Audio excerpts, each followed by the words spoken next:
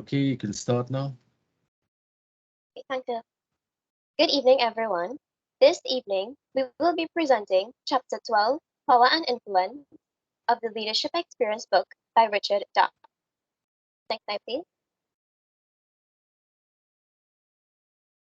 The members of our group are Nakala Kelly, Sharda Maharaj, and myself, Angelina Ankai. So, grab a snack, get comfortable. We hope you enjoy and learn something new. Next slide, please.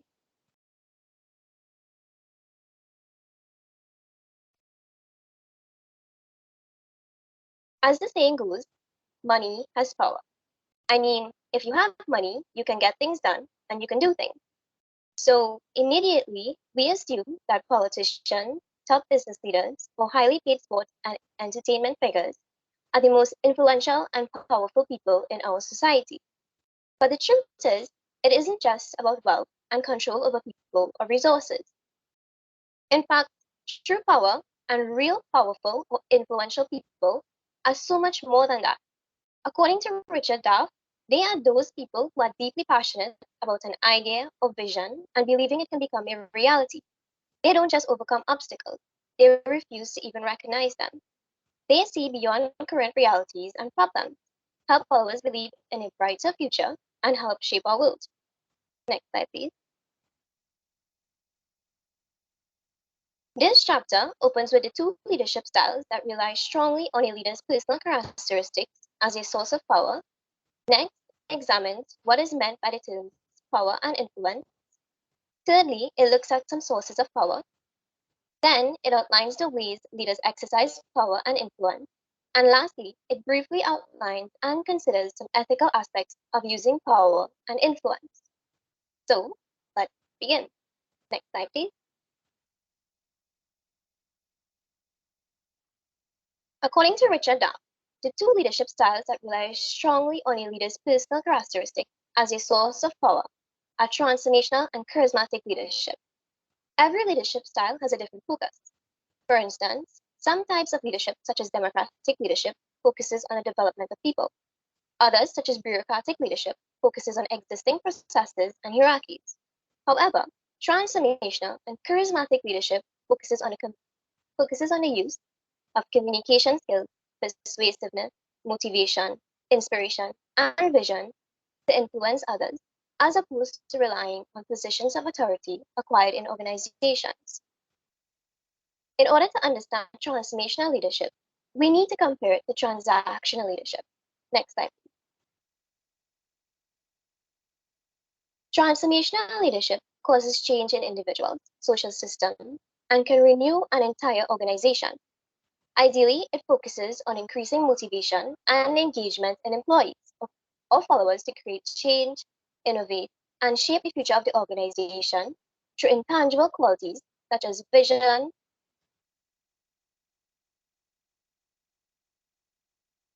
shared values, and ideas, which develops relationships, gives larger meaning to separate activities, and provides common ground to enlist followers in the change process. On the other hand, transactional leadership is more directly focused on a structured and direct environment. Essentially, it focuses on telling people what to do, giving expectations, and requires rules and regulations. It also involves rewards and punishments to get employees or followers to comply to routines, schedules, and rules to accomplish goals. As such, there are four key differences of transformational and transactional leadership. Next slide, please. Firstly, transformational leadership helps followers grow and develop into leaders by responding to their followers' needs, empowering them, and aligning the objectives and goals of each follower, the leader, the group, and the larger organization.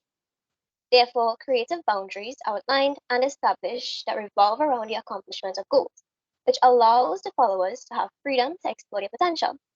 As such, when issues or problems arise, new perspectives, ideas, and approaches are developed to resolve them and promote productive change in the organization.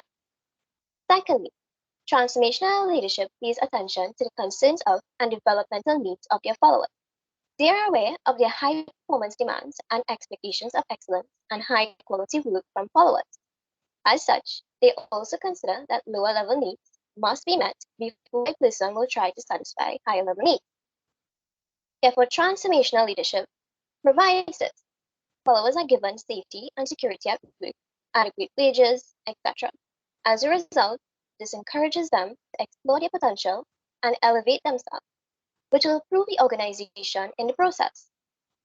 Thirdly, transformational leadership encourages followers to transcend their self-interest for the benefits of their company or the group. Followers are motivated to do things they wouldn't have done on their own or beyond their expectations, since these leaders express the importance of change. Therefore, they go beyond their own interests and make personal sacrifices for a greater purpose. Lastly, transformational leadership not only creates a new and improved vision, but also adequately communicates this vision to others. Therefore, their followers see the vision and commit themselves to it. Without this and the other previously discussed aspects of transformational leadership, there can be no transformation. Whereas transactional leadership is a hierarchical, goal-based, and result-oriented approach that relies on well-established operations and methods that require little creativity or innovation. Although these leadership styles are polar opposites, they are both effective in achieving intended results in specific circumstances. For example, transactional leadership is more associated with traditional management functions such as budgeting and planning, whereas transformational leadership is a key driver of growth and success as it develops a positive corporate culture. However, according to DAFT, transformational leadership has a more positive impact on followers since they are emotionally intelligent and positively engaged with the world around them. These leadership styles may even be combined with a balance of both transformational and transactional. Now I'd like to pause for a moment before we move into charismatic leadership to take any questions that anyone might have. Does anyone have any questions? No, not at this moment. Not so far. Well, let's see what is charismatic leadership. Charismatic leaders are persuasive, inspiring, and excellent at communicating with their team. Therefore, many transformational leaders have charisma. However, next slide, please.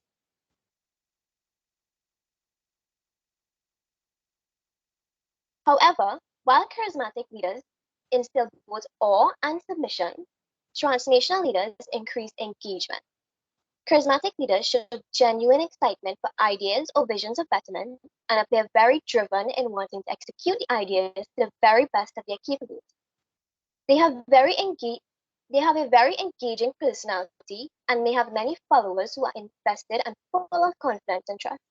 They usually merge to reduce stress and anxiety in troubled times due to their strong, inspiring personality. Therefore, charisma cannot be learned since it stems from a true passion for certain activity. The next slide, please.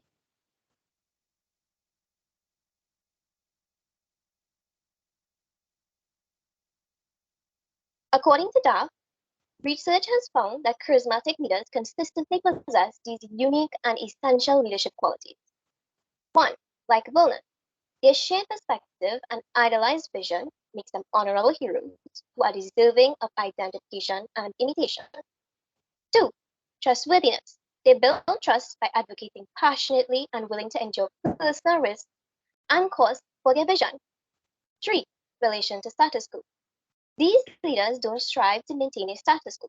Instead, they promote change and create a culture of transformation. 4. Articulation. These leaders also strongly and inspirationally articulate a vision and show a passion to lead. 5. Competence. These leaders do not conform to the framework of existing orders such as codes. Instead, they transcend beyond them. 6. Influence. Charismatic leaders go beyond the limits attached to position. Instead, they use their personal power formed through expertise, respect, and admiration. 7. Behavior. They do not adhere to conventional behavior standards. Essentially, they do not behave in the same way as most people do in our society. They are counter-normative. And lastly, future goals, number 8. These leaders have an idealized vision that opposes or is vastly different from the existing status quo. Next slide, please. However, these leaders must be very cautious not to focus on the wrong things instead of key issues which need addressing. Socialized charismatic leaders are highly inspirational and motivating, encourages a sense of camaraderie, collaboration, and union, makes followers feel heard and understood, and creates movement towards positive change. Whereas personalized charismatic leaders let their self-confidence lead to overconfidence and narcissism, their persuasiveness and risk tolerance leads to manipulative behavior, and being enthusiastic and entertaining leads to attention-seeking behavior, which causes deception, manipulation, and exploitation of others. As such, too much charisma can lead to an ineffective leader that can significantly hinder the long-term organizational performance. We have come to the end of one portion of our presentation this evening. But before I hand you over to my other group member to continue our presentation, I would like to test your understanding in a little interactive game. However, before we begin, does anyone have any questions regarding the content taught from this portion of the chapter?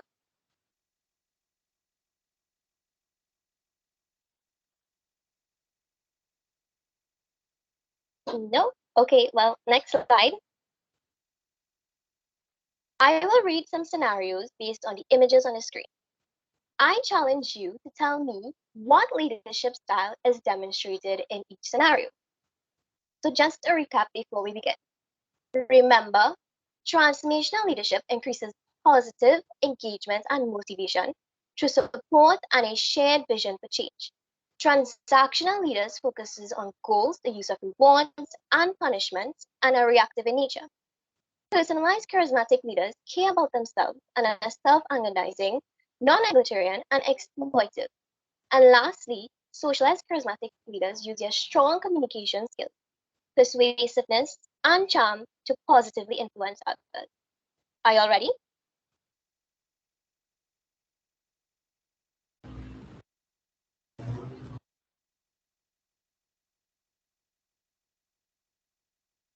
Okay, what do we have to do? Okay, well, let's begin. The first scenario, a coach on an athletic team.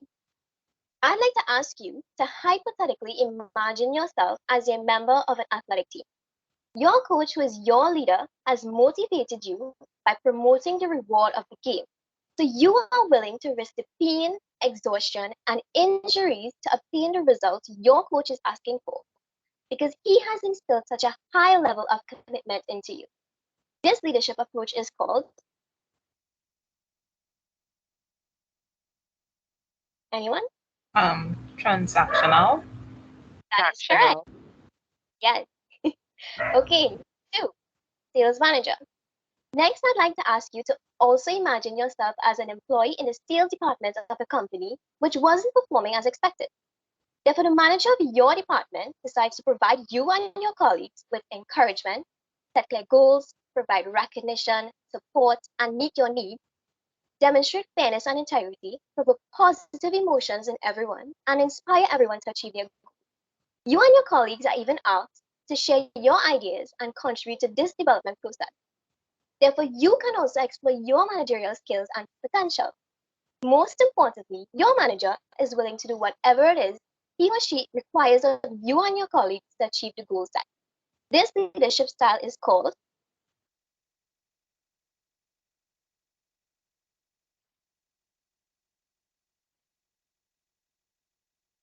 anyone?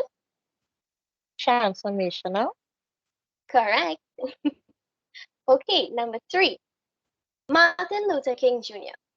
Martin Luther King Jr. and many others fought to end racial segregation. King empowered his people with hope. He did this by conveying his feelings clearly in a storytelling-like language that resonated deeply in the hearts of millions of his time and millions after his time. He never used force or violence, but acted against it with peace and a focus on prosperity. King was known for his inspirational speeches, which included such memorable arteries as the I Have a Dream speech. As such, in 1964, Congress passed the Civil Rights Act, outlawing discrimination based on race, religion, and gender. This leadership style is, just a hint, it is, Charismatic. but which one? Socialized or personalized? If it's It is a charismatic leadership style, but socialized or personalized? if it's socialized or personalized, Yeah. socialized. You are correct. Yeah, you are correct. Number 4.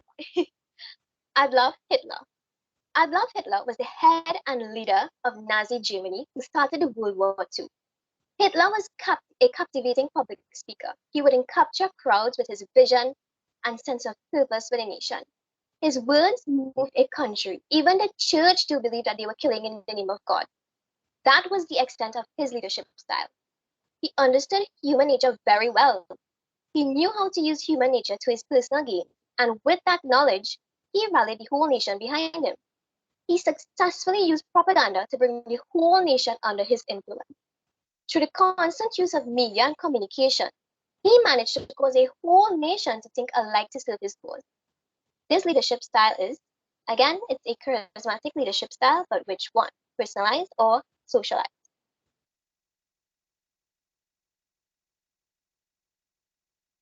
Personalized. Very good. It is personalized. Okay, number 5, Reed Hastings.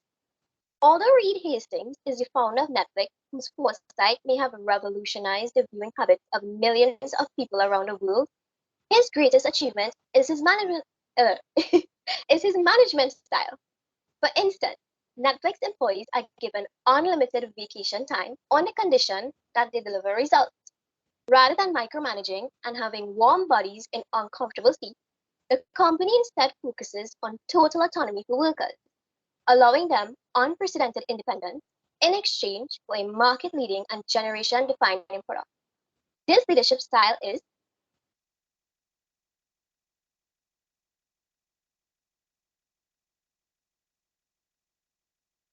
anyone?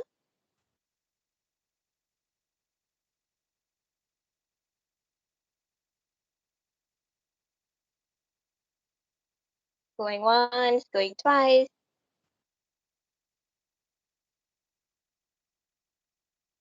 Okay, well, fun fact, Reed Hastings is actually a transformational leader. Number 6, Bill Gates. Bill Gates is the co-founder of Microsoft. He's a billionaire, known as a computer tycoon and a predictor of future technology. He's the mastermind behind Microsoft's success. Gates is known as the richest man in the world. He's also known as an influential leader who transformed the whole world. From 1975 to 2006, he was looking after Microsoft's product strategy. Gates presents himself as strict and mighty in front of his rivals and subordinates. Gates is not adaptive to communication and employee engagement. To keep track of his team, Gates visits them and asks challenging questions. He keeps asking until he is satisfied. Some even refer to him to be dismissive of others' ideas. This leadership style is called, It sounds like transactional. yes, you are correct. Okay, well done, everyone. Thank you for your attention and participation. This is the end of my portion. Now I'll hand you over to Sharda to continue with our presentation this evening. Thank you so much, Angelina. Good evening, everyone.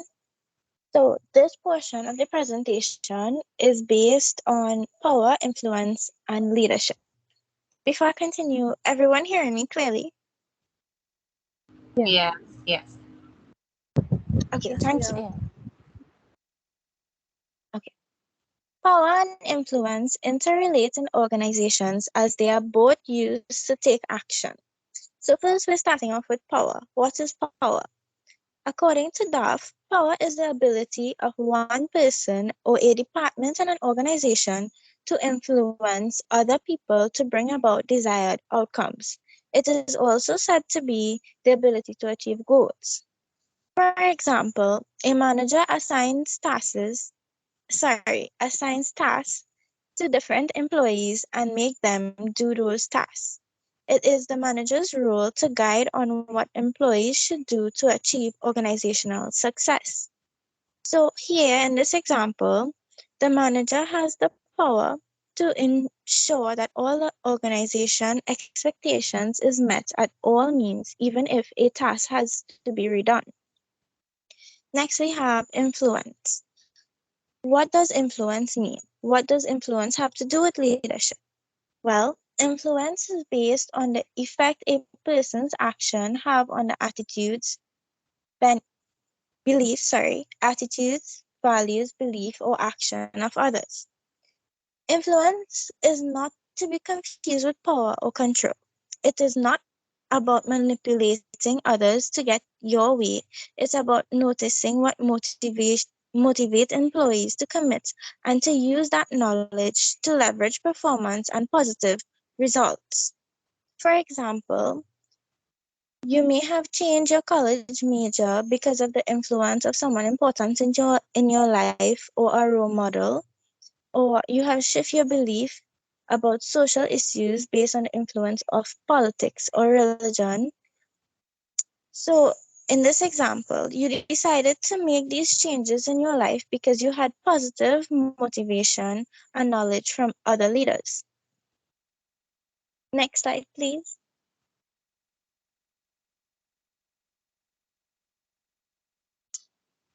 Next, next, we will look at the 5 types of leader power.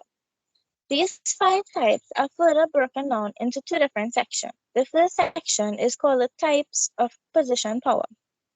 What is position power about? Position power is where a person's position in the organization determines what amount of power he or she has, particularly in regard to the ability to reward or punish subordinates to influence their behavior. This section comprises of 3 types of leader power. First one we have is intimate power. This is the authority granted from a formal position in an organization. This means that it is your position that gives you your power. Sorry, I now realize I said the wrong thing. I mean legitimate power. Sorry. So legitimate power means that it is your position that gives you your power. So the higher up the organization hierarchy you go, the more power you hold. An example of this is if a person who works as a laborer has been selected as a supervisor. The other laborers need to understand that they are obligated to follow his or her direction with respect to work activities in the organization, even though he or she was once a laborer like everyone else. Secondly, we have reward power. Reward power stems from the authority bestow rewards on other people. So this reward can be intangible and tangible. So an example of tangible is a raise of pay or a bonus given to employees. Intangible is having praise about your work or a raise in status in a company or an organization. So an example of reward power is an organization was very successful in a business proposal, so the manager decided to give everyone who worked on this proposal a bonus for their hard work. Third, we have coercive power. This is the opposite of reward power. It refers to the power to punish or recommend punishment. So there are some supervisors have such power where they have the right to fire or they demote subordinates, criticize, or withdraw pay increase. For example, if a salesman does not perform as well as expected, the sales manager has the power to criticize him or to put a negative letter in his file or hurt his chance for a raise of pay or even getting a bonus or a raise in position. The other section is called personal power. Personal power means power you have based on your skills characteristics, and other personal attributes. This power has the ability to influence others. Personal power comprises of two types of leader power. First one being expert power. This is based on a leader's special knowledge or skill regarding tasks performed by followers. When a leader is a true expert, subordinates go along with recommendations because of his or her superior knowledge. An example of this is a manager is an expert in marketing strategies, and with his expertise, it can help the company improve and maintain their profit. This manager have the effect to attract new customers and maintain relationship with old ones. This manager also have the ability to know what products are in demand and what demographics to target. Sales may increase in a company or organization because of this manager, which would lead to the organization or company having more profits. Second is referent power. This power is, this power is about the ability of a leader to cultivate the respect and admiration of his followers in such a way that they wish to be like him. So this depends on the leader's personal characteristics rather than on a formal title or position, and is especially visible in the area of charismatic leadership. An example of this is Amber works as the art editor for a newspaper. She spends one-on-one time mentoring her team of journalists and encourage them to seek out her help should they ever need it. She comes to work every day with a positive attitude, and the executive team recognizes her work that she's doing to help improve her team.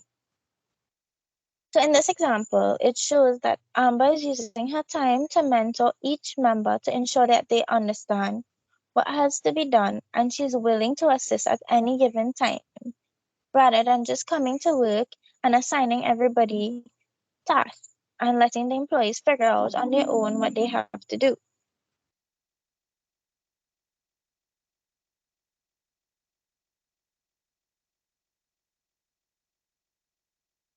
So my question to everyone in the class is, has anyone ever been in a situation that they had to demonstrate any of these types of power?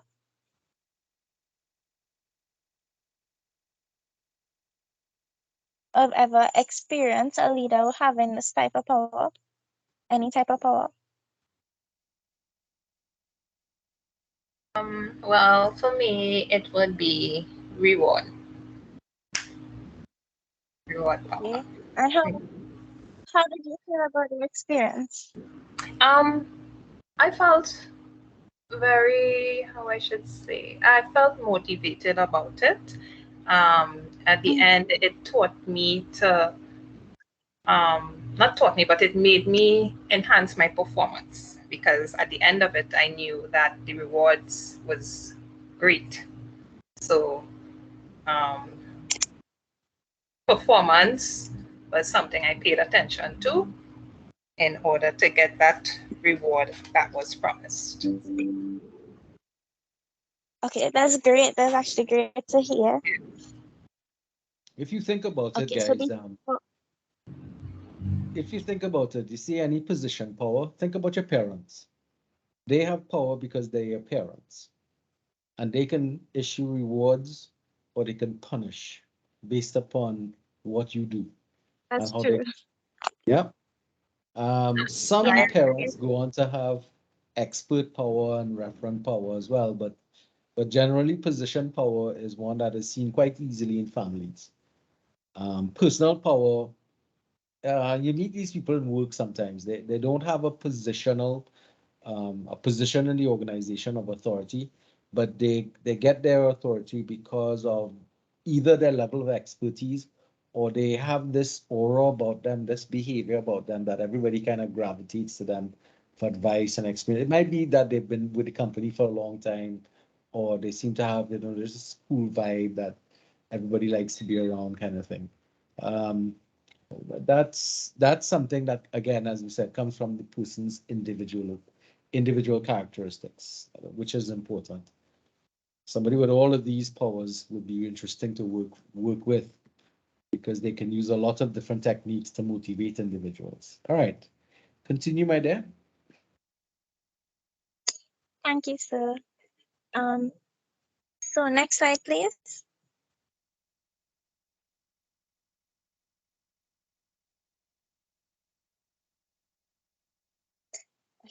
Here we have response to the use of power. Leaders use the various types of power to influence others. However, there are three distinct outcomes that may result from the use of power. So, positional power has two, where one could be appropriate use and the other could be for excessive use. Here we would learn about the difference. So, firstly, we have compliance. Compliance is a response to positional power. Position power.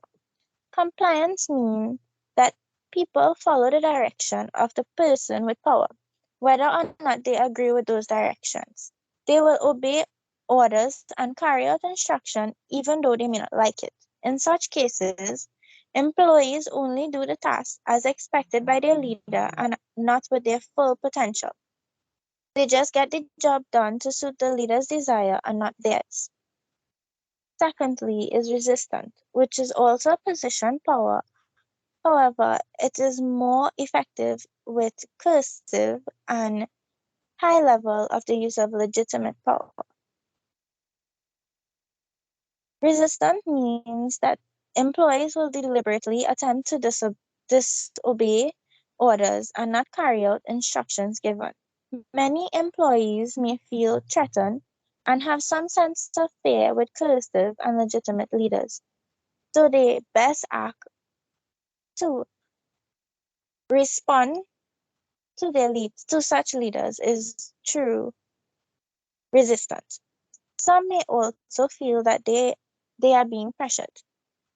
So an example of such leader is a leader insisting on workers continuing their given task past their usual work hours without any compensation.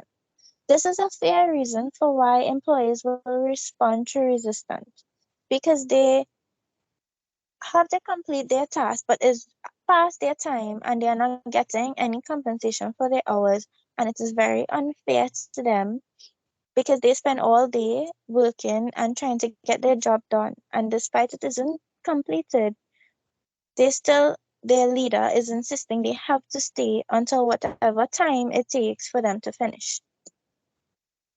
Lastly, we have commitment. Commitment is a response to personal power. Commitment is when followers adapt the leader's viewpoint and is willing to carry out instructions. In such cases, commitment is basically when the employees are wholeheartedly dedicated to completing a task. An example of such leader is Anu Shukla, who owns Rubrik, an internet software firm. Through her various experience of leadership, she learned that listening and allowing employees to contribute to her ideas resulted in better performance in her company. So rather than her instructing and giving orders to employees, which resulted in low impact, she decided to try a different type of leadership. And she got a fair amount of results because everyone were very happy and committed into doing her work. So personal power is shown, which resulted in the employees actually enjoying being fully committed to doing their work because their contribution was heard and it was used as well in the business. Have any of you all ever had to use any of these response in your workplace before?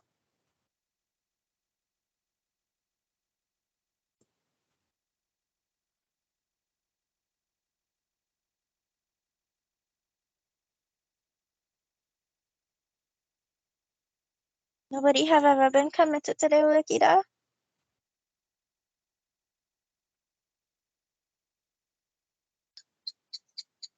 Okay, next slide, please.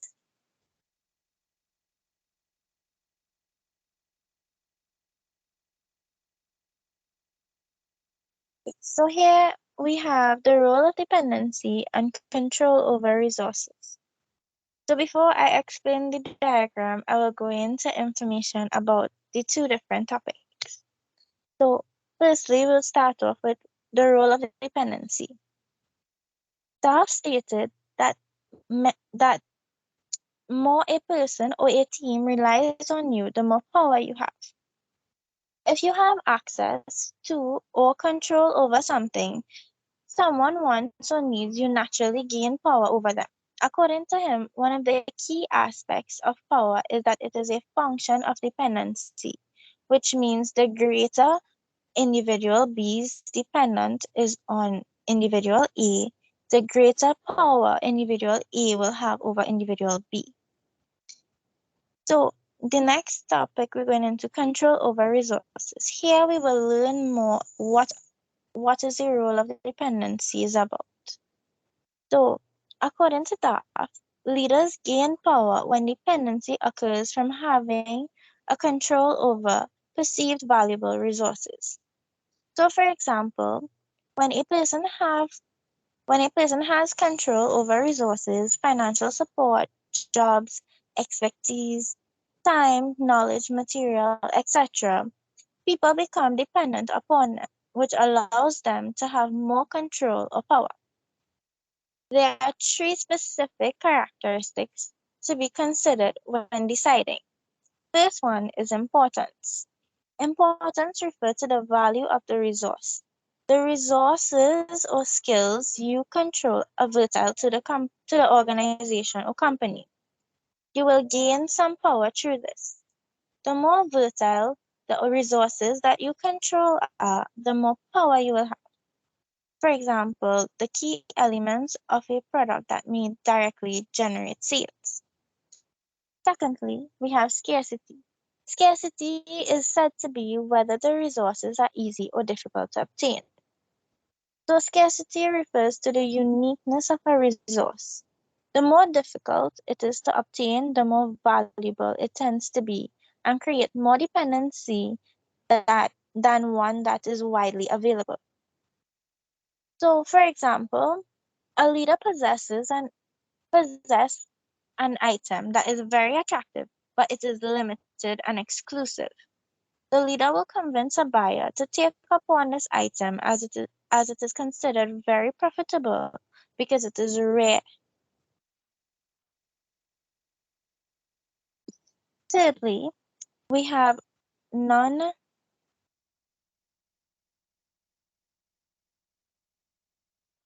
just just a minute. Okay. So thirdly, we have non-substitutability.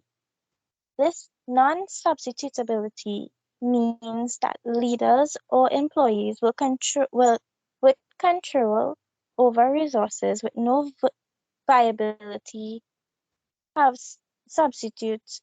Okay, sorry, I'm going to read over that. Okay, so this means that leaders or employees with control over resources will have no substitute at all, so they will have more power over a product. So the question asked around here would be, how difficult would it be for me to find another way? So like in the example that I just gave, the item that the leader had is very attractive and it is very rare. So it may not have a substitute for it. The harder it is to find a substitute, the more dependent the person becomes and the more power someone else has over them. So an example of this is an executive secretary that has daily access to the CEO may have more power than middle managers who are competing for a few minutes of the top leader's time. So, as shown on the graph, we have one section which shows low dependency on leader and high dependency on leader. So a leader that has control over resources that are unimportant and that are widely available to many. Resources that have suitable substitutes are considered to be low dependent leaders. They have low power. Leaders that have control over resources that are seen as important, the resources are scarce and very rare. Resources that have no substitute are considered to have high dependency on leadership and have more power. So this is the end of my proportion of the presentation. Before I pass you on, are there any questions? Did everybody understand everything? It's Sharda, right? Right. Sharda? Yeah. Oh, you took it off. The last, yeah, this one. So I was looking at the definition you have there, and it says, well, the part with the more a person or a team relies on you, the more powerful you are. So can we uh, also apply like household family to this as well? Yes. Yes, I can. Okay. Because I was listening to Sir before, and then, I'm looking at this, and then I'm wondering, well, could we apply, like parents? Because I don't know if I'm wrong here, but Janelle, yes, Ms. sir. Springer, are you a parent? Yes, sir. Now, how old are your children? He is 9 years old. I have Right. So one. you control all of the resources, don't you? Yes. Right. So think about his position if you don't give him the resources. What happens? What's that, sir? If you don't give him any resources, no money, no clothes, no food, what happens to him? Okay, well, you'll be in a very bad position. Yeah, exactly. So that's the Yeah. same. That you see how parenting is also Yeah. an illustration of the use of power, both good and bad, right? Yes, sir. Okay, cool. Good question, though. Thank you. Okay. So are there any more questions? Okay. So if there aren't any more questions, thank you all for participating and for your attention and questions. And so thanks for your contribution. It was very helpful. Next, we have Nakala Kelly presenting her proportion of the presentation. Thank you, Shara, and good evening to everyone. Good evening.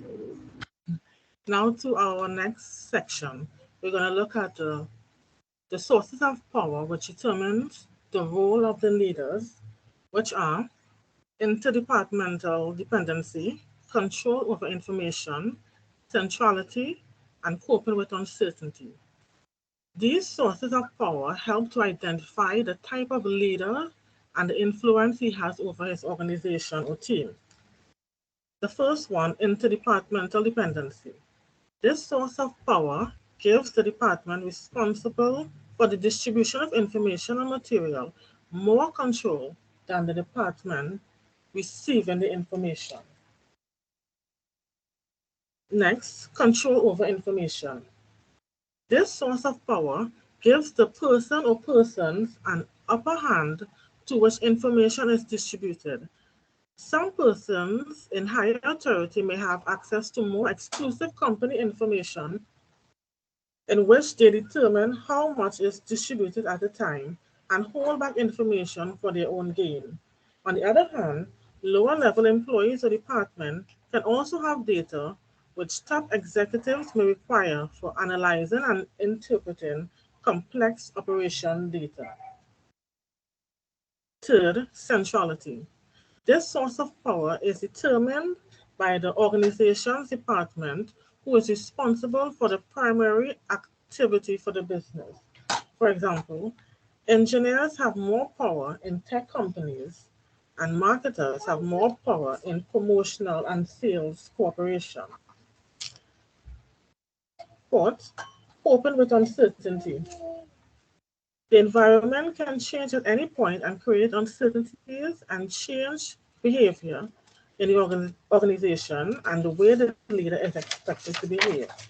Leaders are able to gain control and prestige when they are able to cope well and deal with those unexpected behaviors. Next, increasing power through political activity.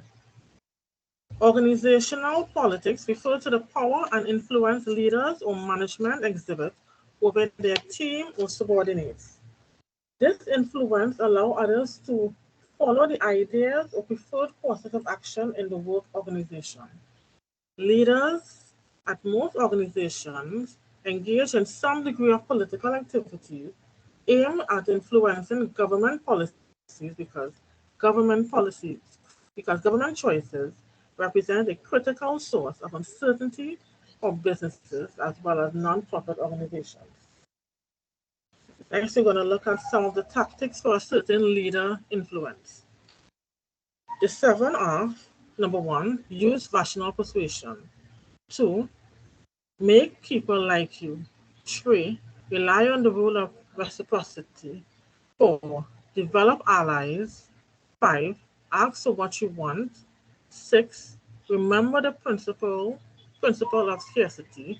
7, extend formal authority with expertise and credibility. The use of rational persuasion. This is the persuasion where leaders use facts, data, and logical argument to persuade others that a proposed idea or request is the best way to complete a task or accomplish a desired goal. When parts of the argument cannot be backed up with facts and figures, the credibility of the leader is what the leader uses to persuade a favorable outcome. Next, make people like you.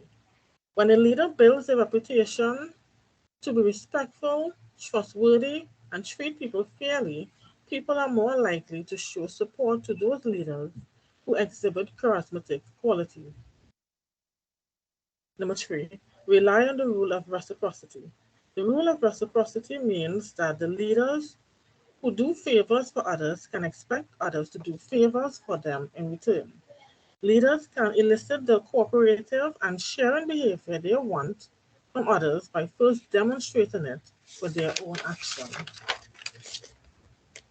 Number 4, develop allies. Reciprocity also plays an important role in developing networks of allies, people who can help the leader accomplish his or her goals. This tactic allows leaders to create coalition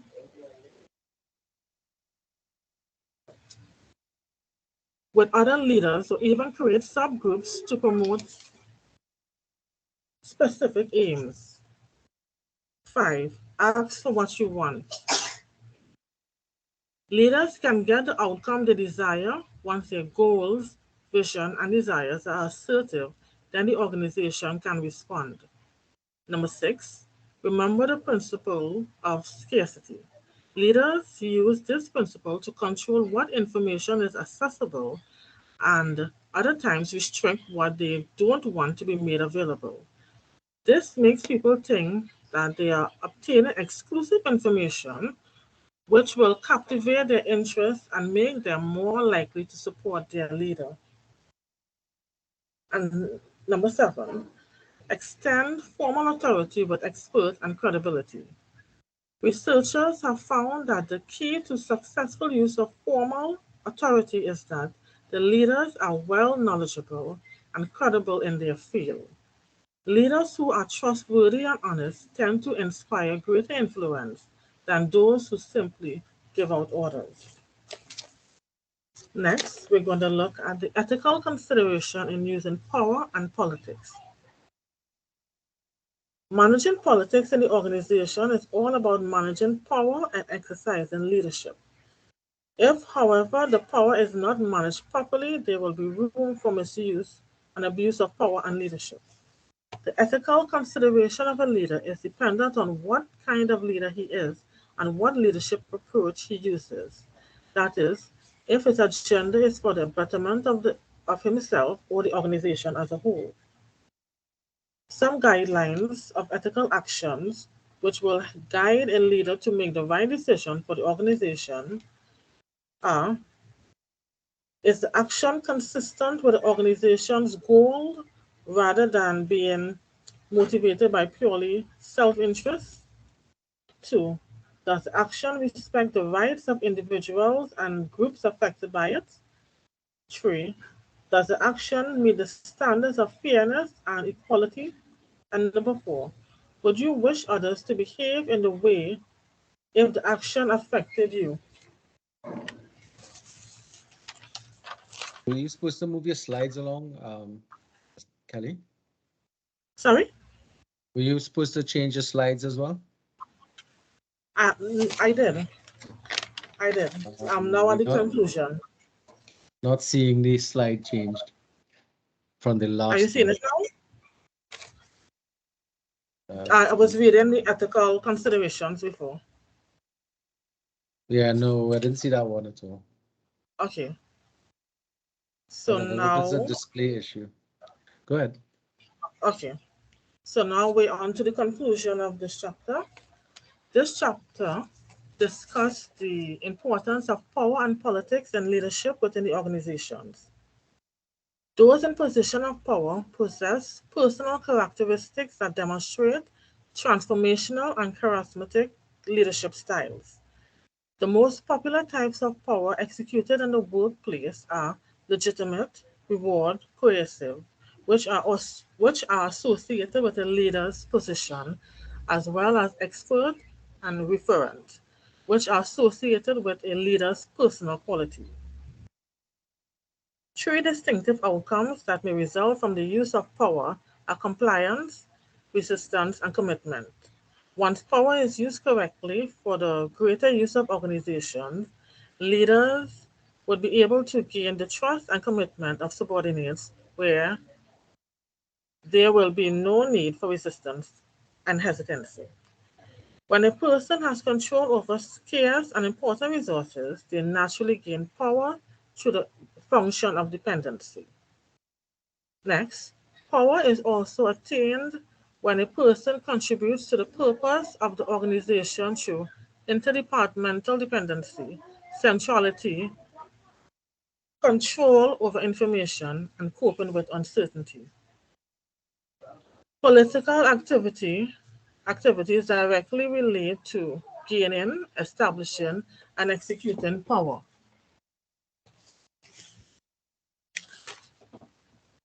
There are 7 general principles that leaders use for asserting their influence. They are rational persuasion, being likable and friendly, reciprocity, developing allies, direct appeal, scarcity, and formal authority. And last, one important consideration for leaders is proper use of power and politics in an ethical and responsible way. Ethical leaders use power to serve the organization's goal, respect the rights of individuals and groups, and strive to be fair in dealing with others. Next, these are some of the references that we used in collecting the information on our research. And by closing off, I would like to thank everyone on behalf of Sharada, Angelina, and myself for your time and attention as while we presented our chapter on power and influence. And if you have any questions, we can take it at this point. Thank you.